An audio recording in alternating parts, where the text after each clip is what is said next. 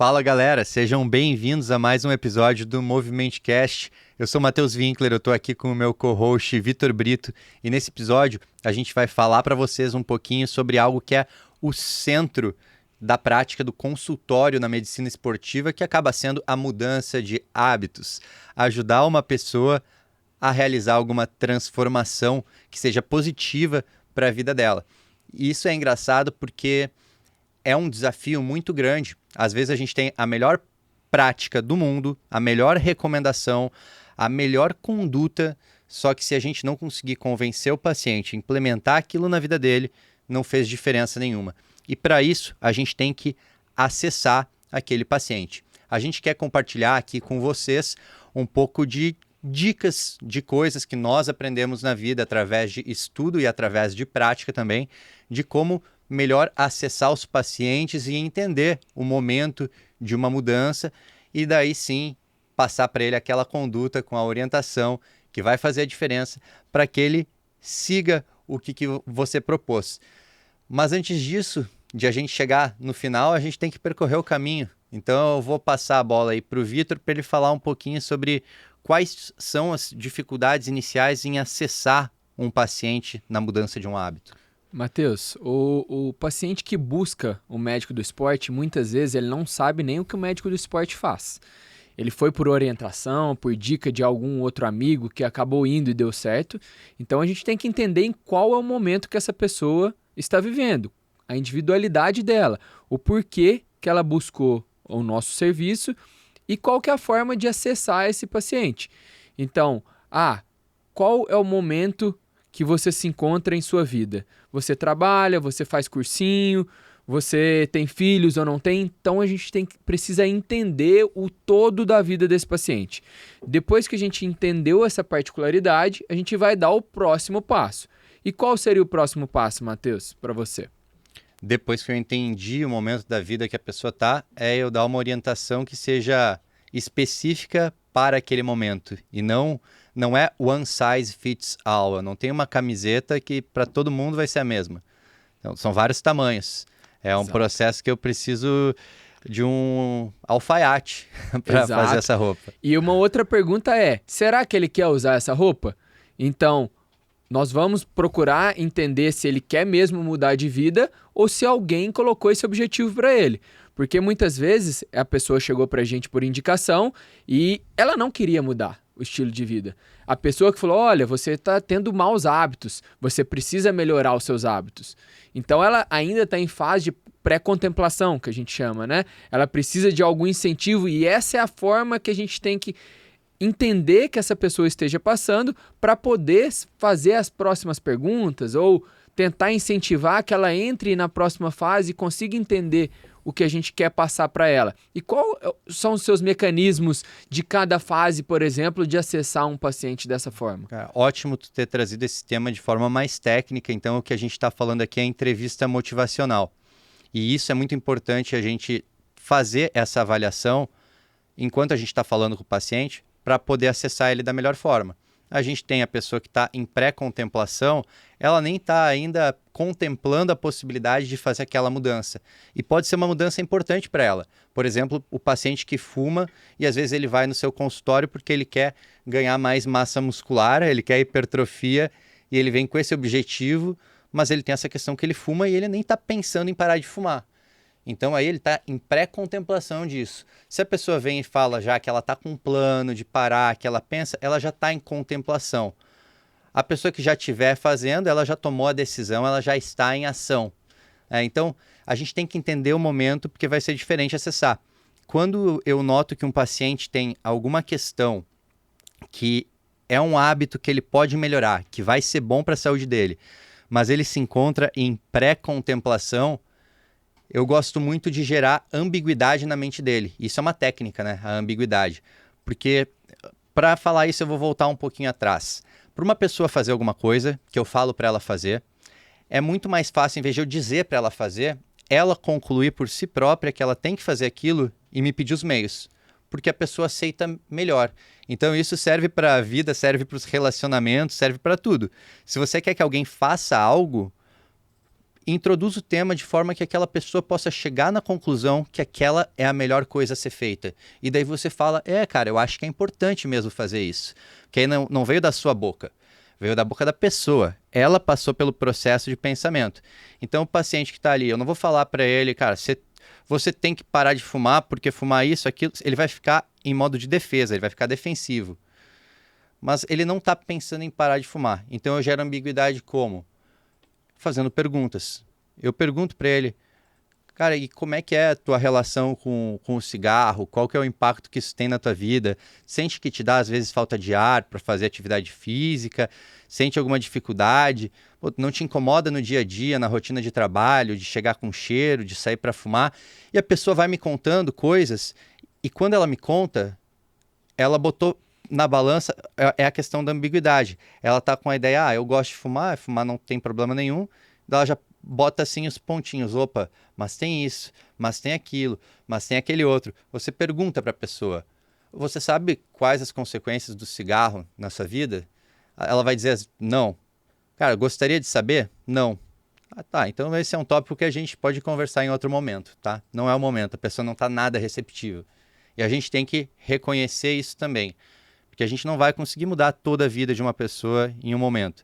Então, a principal ferramenta que eu utilizo é entender em que momento a pessoa está em relação àquele hábito, àquela decisão, o nível de informação que ela tem, o nível de informação que ela quer ter e coisas que eu posso sutilmente deixar no ar para que depois fiquem trabalhando na cabeça dela, para que numa próxima consulta a pessoa volte num estado contemplativo. Porque a ambiguidade fez ela questionar as próprias crenças e isso trabalhou na mente dela para que depois ela voltasse. Exato, e o acompanhamento longitudinal é justamente por conta disso. Talvez no primeiro momento a gente não consiga acessar esse paciente, mas o nosso prontuário ele é muito completo, né? A gente deixa informações totalmente relevantes para talvez uma próxima consulta a gente conseguir acessar. Quantas vezes a gente conversou que um paciente em primeiro momento não aceitou o que a gente tinha para colocar na vida dele, tinha orientado, e em um segundo momento ele achou que era importante e aderiu ao tratamento. Isso é chave, essa questão de ter em mente essa palavra que é complicada, longitudinalidade. Não tem que resolver tudo em um momento. E a gente tem algumas situações que até queria perguntar para ti essa. Tem pacientes que eles chegam falando que eles querem muito X, mas a gente sabe que o que é importante para eles é Y, entendeu? E é que nem a relação com a criança que fala para os pais o que ela quer. O que ela quer nem sempre é o que ela precisa. E às vezes a gente tem essa leitura. Só que tu não pode combater o teu paciente. Como é que tu joga nessas situações e que técnicas que tu usa, que forma que tu conduz para ter um maior sucesso? O que eu acredito muito é na relação médico-paciente. E a forma como eu vou ganhar esse paciente, vou conquistar esse paciente, vai fazer com que ele entenda a importância daquilo que eu vou falar. E no primeiro momento, se eu discordar daquilo que ele quer, lógico que pensando em questões de saúde, tá? Se ele quiser algo que eu acredite que não seja benéfico para a saúde dele, aí é totalmente contra. Eu digo, eu vou dar o mesmo exemplo. Eu estou pensando em hipertrofia, mas ele fuma, tá? Então eu penso, tudo bem, eu vou te ajudar na hipertrofia e eu vou mostrando para ele alternativas de talvez largar o cigarro, que o cigarro interfira no objetivo dele, que seja a hipertrofia, e a gente buscar a qualidade de vida antes de chegar na hipertrofia. Ele entender o processo como um todo, para que ele consiga atingir o próprio objetivo que ele tinha antes, mas tem muito mais coisa importante para ele atingir. Então essa é a forma como eu acredito, a gente criar uma relação médico-paciente importante, que ele confie muito no meu trabalho, e aí eu conseguir ter acesso. Acessando o paciente da forma como eu acredito que seja, aquele paciente que vai aderir às nossas orientações, porque o médico do esporte em si ele tem muito para falar. Se você vem numa primeira consulta comigo, a gente acredito, vamos fugir um pouco da questão do alto rendimento do atleta, que ele tem tudo muito pré-definido, muito bem feito, que a gente faz pequenas mudanças, né? Mas uma pessoa que é ativa, mas que quer mudar os hábitos. Eu tenho cerca de 8 a 10 mudanças para orientar ele, que ele acrescente na vida dele. Só que se eu colocar todas essas mudanças, ele não vai seguir. Então eu coloco o nível de importância. Então talvez hoje você chega para mim e fala hipertrofia. Eu vou colocar hipertrofia em primeiro lugar, porém eu tenho outras questões que são mais importantes para a qualidade de vida e longevidade, mas que nesse momento ele não acredite que seja importante para a vida dele. Só que eu ganhando essa relação médico-paciente, em alguma próxima consulta, eu posso substituir, colocar algo que estivesse em terceiro ou quarto lugar, ser o primeiro na frente da hipertrofia. E isso é a forma como eu vou modificando a forma de raciocínio e a importância que ele dá para as coisas. Legal, eu acho essa tua forma de fazer uma técnica muito legal. Também faço isso com os pacientes, que é justamente atrelar ao objetivo dele outras coisas que são importantes para ele. Porque uma coisa que a gente tem que ter sempre em mente é que a gente vê coisas que o paciente não vê, porque a gente está analisando, a gente deu um zoom out assim, e está olhando a vida dele, a gente tem muito conhecimento. Agora, a gente tem que, quando se estabeleceu essa boa relação médico-paciente, entender como que a gente pode juntar os pontos na cabeça do paciente para que ele perceba que alguma outra coisa é importante. E aí isso se torna muito legal, porque esse mesmo paciente que veio até ti falando que ele quer hipertrofia, mas ele é tabagista, ele não falou sobre cigarro e não quer falar sobre isso, você pode falar para ele, cara, não sente que às vezes te falta ar quando vai fazer um aeróbico, não sente que te falta fôlego, que poderia fazer uma repetição a mais, porque o cigarro ele atrapalha essa questão da performance e dos ganhos. Só largou a informação para ele. Aí ele para pensar. Tu não falou para ele para de fumar, tu não falou nada. Tu só falou, cara, isso daí que tu tá fazendo, esse outro hábito é incompatível. Ambivalência. Exato. Aí você linkou o que era o que ele precisava com o que ele queria. E acho que esse é um ponto muito importante. A gente nunca desvalidar aquilo que o paciente vem e nos fala que ele quer. Sim. Sempre falar em termos da linguagem dele. O que ele valoriza, você tem que valorizar. E aí você vai acrescentar o que mais for importante para ele. E a gente tem que ter, assim, âncoras, né? O pivô, o negócio, o ponto central. E muitas vezes vai ser aquilo que a pessoa nos falou que ela quer.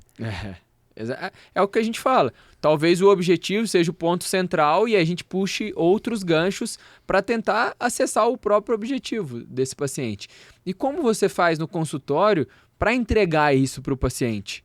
De que maneira você entrega de maneira objetiva? Cara, de maneira objetiva, uma coisa que eu sempre faço é entender a vida da pessoa. A gente já falou disso, mas uma coisa é eu te falar, Vitor, tem que caminhar 150 minutos na semana, 300 minutos na semana, whatever, sei lá.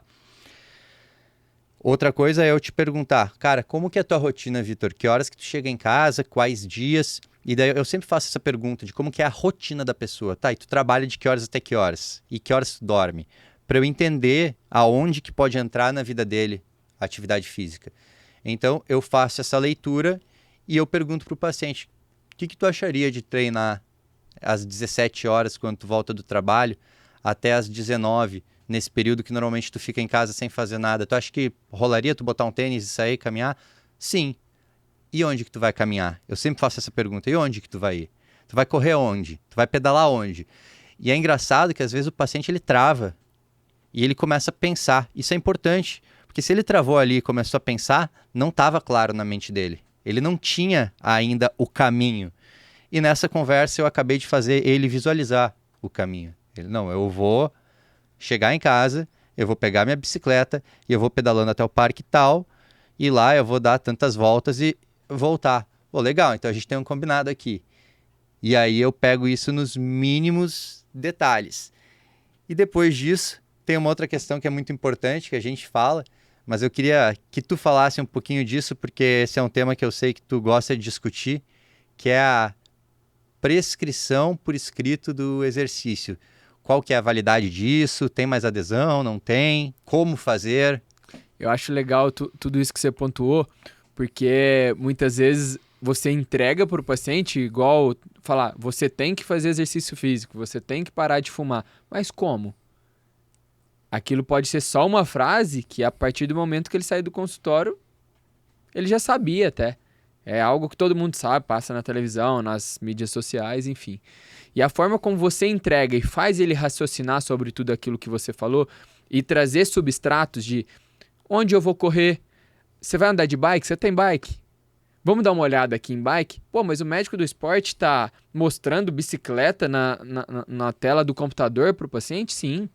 Faz parte você mostrar qual tipo de bicicleta, e a gente tem que entender qual tipo de bicicleta, qual que é o esporte específico. Eu gosto de nadar.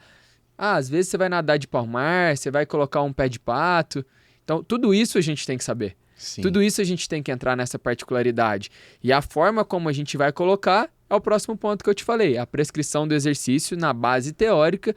Nós nos associamos junto com o Bruckner, que é o papa da medicina esportiva, porém tem a CSM, né? Que é da Associação da American College of Sports Medicine. Então, lá tem, de maneira objetiva e subjetiva, como você prescreve para o paciente, né? Então, no nosso receituário hoje, a níveis acadêmicos, a gente escreve à mão, tá? Então, em que momento que ele vai fazer? Então, a gente parte de 4 princípios, né? O FIT, que é a frequência de exercício, quantas vezes por semana. FIT é um acrônimo, né? Um acrônimo, né? O F de frequência, o I de intensidade, o T de tempo e o outro T, que é o tipo de exercício. Então, quantas vezes por semana, qual que é a intensidade? A gente se baseia muito a intensidade em pessoas que fizeram o teste cardiopulmonar, que é aquele que analisa os gases para ver a intensidade. A gente pode partir desse princípio, pode ir através da frequência cardíaca ou até mesmo do talk test, que é você conseguir conversar com uma pessoa durante o exercício. Demonstra, se você não consegue falar uma frase completa, que você está de moderada a alta intensidade. Então, são formas de a gente avaliar a intensidade para que seja de maneira objetiva para o paciente. O tempo de exercício, então ele vai fazer 50 a 60 minutos por dia, ou também durante a semana, né? 150 de aeróbico por semana. E o tipo de exercício, vai ser de natação, vai ser de exercício resistido, de flexibilidade. Essa é a forma que a gente tem de entregar para o paciente tudo muito, entre aspas, mastigado. Ele só vai ter que executar, ele não tem que pensar a maneira que ele vai fazer. Então, o momento, o dia vai ser programado de segunda a segunda. Então, domingo você vai fazer o aeróbico de 15 minutos no parque, de intensidade de 60% da frequência cardíaca, eu falei, né, de 15 minutos. E é isso. Então, é muito objetivo para o paciente não ter desculpas de falar que não fez. Então, essas são as principais recomendações que a gente dá e que a adesão é incrivelmente superior a só comunicar ao paciente. Você pode ter a melhor relação médico-paciente do mundo, porém, ela é esquecida, porque são muitas informações. Ele não tem como recordar de tudo aquilo. Então, essa é a forma que a gente acredita e que nós vemos na prática que tem uma adesão muito importante. Legal. E quando o paciente recebe essa orientação e ele absorve essa primeira orientação e começa a seguir esses passos, ele entra num segundo momento, que é o momento no qual ele tem que ter a manutenção daquele hábito. E aí, quando a gente fala em hábito, em mudanças no estilo de vida, uma coisa que é essencial é monitorização. E isso, se você estiver próximo do seu paciente para monitorá-lo, e próximo não precisa ser fisicamente, pode ser mandar uma mensagem perguntando se está tudo certo, se ele está seguindo, se ele está conseguindo fazer, se ele teve alguma dificuldade. O simples fato de ele ter que reportar para você, ter visto que você se importou e perguntou ali, fortalece a relação médico-paciente. E na relação que se tem com o paciente, é uma relação que não é somente na consulta. E cada ponto de contato que eu tiver com o meu paciente, eu vou aumentar a adesão dele e eu também aumento a possibilidade de recorrência. Eu até estou estou fidelizando mais os meus pacientes também. Então, eu estou ganhando do ponto de vista até financeiro, se eu for pensar no contexto consultório, e estou ganhando do ponto de vista de entregar mais resultado para aquela pessoa, porque ela vai estar mais engajada comigo. Então, cada vez que eu me comunicar com esse paciente, eu gero aquele efeito top of mind. Eu estou no topo da cabeça dele e ele pensa em mim. Então, é ótimo que o seu paciente, na semana que ele não se exercitou, ele pensa, droga, vou ter que falar aí pro Dr. Vitor que essa semana eu não fiz. E muitas vezes ele vai fazer, ele vai lembrar de ti e vai fazer. E daqui a pouco ele já adotou isso como hábito, não precisa mais ficar monitorando. Mas essa fase de monitorização é bastante importante e muitas pessoas não fazem. Queria que tu compartilhasse aí, Vitor, uma dica prática para o pessoal de como que você faz isso com os teus pacientes e como que tu colocou isso na tua rotina. Matheus, eu acho que a gente chama de pós-consulta, a partir do momento que aquele paciente saiu do nosso consultório, ela é muito importante da fidelização para a fidelização e para longitudinalidade. Fala para mim a palavra. Essa palavra é longitudinalidade. Exato. Então, isso é muito importante num processo de periodização também, porque eu tenho programado para ele, durante o ano inteiro, alterações que vão ser benéficas para a performance e objetivo que ele tenha. Então, eu aprendo muito com você essa questão de sempre estar perto do paciente, fazer com que ele se recorde de tudo aquilo que a gente conversou. E um ponto principal, por que muitas vezes a adesão ela não é encontrada? Porque o paciente não conseguiu fazer aquilo que a gente planejou. E é normal. Eu falo com os meus pacientes, não é obrigatório fazer 100% de tudo aquilo que eu passei. Então, esse pós-consulta, esse contato após 1, 2 semanas ou até um mês depois, ela é importante para a gente sim fazer algumas pequenas alterações. Eu não vou fazer uma nova consulta com ele nesse momento, mas talvez ele me mande no WhatsApp, eu pergunte se está tudo bem, se ele conseguiu aderir a todas as orientações, e ele fala, eu tive dificuldade no domingo à noite. E a gente der um pequeno ajuste, fizer um pequeno ajuste, isso faz com que eu mude completamente o caminho e esses 5 minutos que eu tirei do meu tempo para poder ajudar o meu paciente, faça com que ele siga o planejamento. Então, esses pequenos momentos são super importantes para a adesão. Esquece que você entregou e não vai ver mais esse paciente, só no retorno, você marca daqui 3 meses. É muito importante você estar próximo, ter um contato próximo e entender a individualidade, porque meu paciente teve um acidente, ele precisou parar de fazer o exercício. E como eu vou adaptar isso? Certo. Até nesse momento é interessante entender que hábitos, é muito bom se substituir um hábito com outro hábito. Por exemplo, se você tem um hábito deletério, você pode substituir ele por algum outro hábito que te dê uma recompensa também, uma satisfação.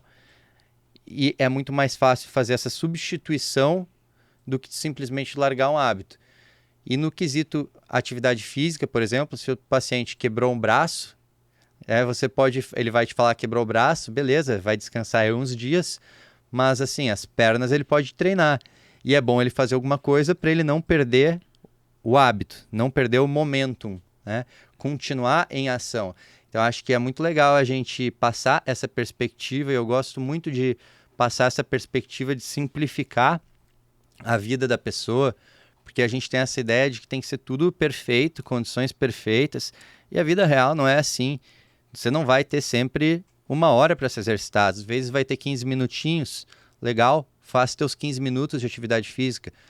Você só tem 15 minutos todos os dias da semana. Ok, beleza. Essa semana que você treinou 15 minutos por dia, ela aumenta a chance de você ter daqui a pouco uma semana na qual você treina 30 minutos por dia. E não treinar nessa semana porque você tinha pouco tempo é um caminho para que seja muito mais difícil você voltar a se exercitar depois, porque nós somos inerciais, assim, a gente vai ficar acomodado. Então eu gosto muito de passar essa perspectiva de um olhar mais leve. Exato. E não vão ter semanas iguais. A gente não consegue repetir semanas exatamente iguais. Tem que trazer essa leveza para que o paciente não se cobre tanto. Então, uma alternativa legal também é colocar no domingo um momento que o paciente pode te mandar uma mensagem através do WhatsApp. Então, o paciente te manda uma mensagem ao final da semana, domingo à noite, de tudo aquilo que ele fez de positivo e aquilo que ele programa para a próxima semana, corrigindo os problemas dessa semana. Então, eu enfrentei dificuldade na quinta-feira, não consegui correr às 17 horas. Essa semana, eu vou substituir da quinta-feira, vai ser meu dia de descanso, e a terça-feira, que é meu dia de descanso, vou tentar correr. Isso são formas, estratégias de mudar aquilo que a gente colocou em primeiro momento, que a gente tinha entendido que talvez funcionasse para aquele paciente e que talvez funcione com outra estratégia. Isso gera para a gente, demanda pouquíssimo tempo, mas para o paciente surte um efeito muito grande. Então, essas são as formas que eu acredito de trazer o paciente para dentro do nosso consultório, mesmo que ele não esteja. Aham. Então, ele tem a consulta dele em primeiro momento, porém, ele é acompanhado e na cabeça dele se eu tiver algum problema, tem alguém correndo comigo. Certo. Nessa construção, tem alguém que acredita em mim. E o feedback é muito importante, esse feedback de a gente entender qual que foi a dificuldade, qual foi o muro no qual ele bateu, porque através disso a gente aprende, porque os problemas das pessoas, eles são muito similares. A gente, quando tem algum problema, a gente acha, esse meu problema que eu estou passando é uma situação muito particular, porque eu sou um ser especial. A verdade é que não, que todos têm os mesmos sentimentos e que muitas vezes a dificuldade que um enfrentou, outros vão enfrentar. Então, escute aquele paciente, veja como ele fala da dor dele, veja qual a solução que você pode encontrar, que também aí existe aprendizado para uma melhor conduta numa próxima vez. Exato. É entender a magnitude do problema, né? Talvez pra gente não seja importante, mas pra ele é muito importante e aquilo faz com que ele não prossiga. Não é mimimi, não é uma questão de essa pessoa não tem força de vontade, talvez seja algo muito maior. Então a gente tem que entender. Então a gente parte do princípio que o paciente entrou para dentro do consultório, entender a fase que ele se encontra, os problemas do dia a dia, o porquê que ele está querendo aquele objetivo, elencar os objetivos, traçar estratégias, muitas vezes por escrito, e ter um acompanhamento pós-consulta. Isso pensando em algo longitudinal. Então a gente deixar esse paciente amarrado, ele não sai de perto. Ele pode ir um pouquinho mais longe, mas ele volta. Cara, eu adoraria que fosse diferente disso. Adoraria que fosse o slogan da Nike, Just Do It, apenas faça. Mas não é assim que funciona na vida real. Quando a gente está lidando com outras pessoas, a gente esbarra em uma questão muito importante que é na outra pessoa. Exato. Lidar com pessoas, eu acredito que seja uma das maiores dificuldades que a gente enfrenta. E até nós mesmos, pra gente, o quão difícil é mudar um hábito, o quão difícil é começar a fazer alguma coisa. Eu tenho várias coisas que eu quero melhorar. Todo ano a gente tem coisas para melhorar, sempre estão no nosso radar, os pontos de melhora, e sempre vai existir. Então, reconhecer que não é assim, just do it, não é apenas faça. Para mim, o exercício físico é algo que já está enraizado em mim. É muito fácil eu fazer. Então, eu não posso esperar que para todo mundo seja, porque teve uma construção para eu chegar aqui. Eu tenho que ter a humildade de ver que tem vários hábitos que, se eu quiser estabelecer agora, vai ser extremamente difícil e vai ser trabalhoso. Eu estou voltando a ler, eu lia, eu gostava bastante de ler e eu parei de ler. Eu estou voltando a ler e eu estou tendo dificuldade. Está sendo muito difícil.